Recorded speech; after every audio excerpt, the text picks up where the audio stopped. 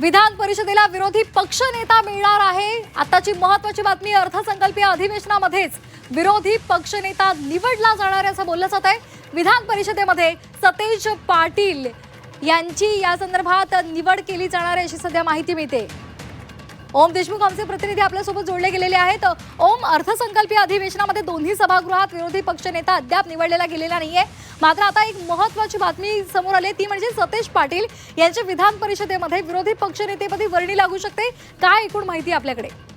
खरं तर श्वेता, आपण पाहतोय गेल्या काही दिवसांपासून महाराष्ट्रामध्ये राज्यसभा निवडणुकीचा जो काही मुद्दा आहे त्यामध्ये महाविकास आघाडीमध्ये एकमत नसल्याचं पाहायला मिळत होतं।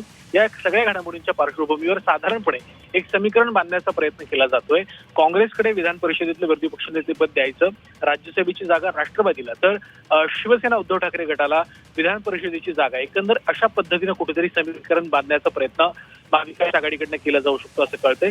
याच पार्श्वभूमीवरती विधान परिषदेचं विरोधी पक्षनेतेपद सतेज पाटील यांच्याकडे सोपवलं जाऊ शकतं अशी माहिती सूत्रांकडनं कळाली आहे। या अनुषंगानं राम शिंदे जे सभापती आहेत ते विरोधी पक्षनेते पदासंदर्भातला जो खरं तर जो निर्णय प्रलंबित आहे त्या संदर्भात लवकर निर्णय घेऊ शकतात अशी देखील माहिती कळते आणि या निर्णयानंतर महाविकास आघाडीकडनं सतेज पाटील यांचं नाव पुढे केलं जाऊ शकतं अशी एक माहिती आता सूत्रांकडनं आपल्याला आली आहे। त्यामुळे या संदर्भामध्ये अर्थसंकल्पीय अधिवेशन सुरू असतानाच अधिवेशनाच्या कालावधीतच खऱ्या अर्थानं विरोधी पक्षनेते पदाचा वाद हा सुटू शकतो आणि एकंदर विधान परिषदेला विरोधी पक्षनेता अंबादास दानवेनंतर जे पद रिक्त होतं ते मिळू शकतं अशी देखील एक माहिती मिळते। त्यामुळे या संदर्भात नेमक्या घडामोडी कधी होत आहेत आणि कधीपर्यंत या अधिवेशनामध्ये विरोधी पक्षनेते पदासंदर्भातला निर्णय होतोय पाहणं महत्त्वाचं असेल। धन्यवाद ओम, दिलेल्या सविस्तर माहितीसाठी।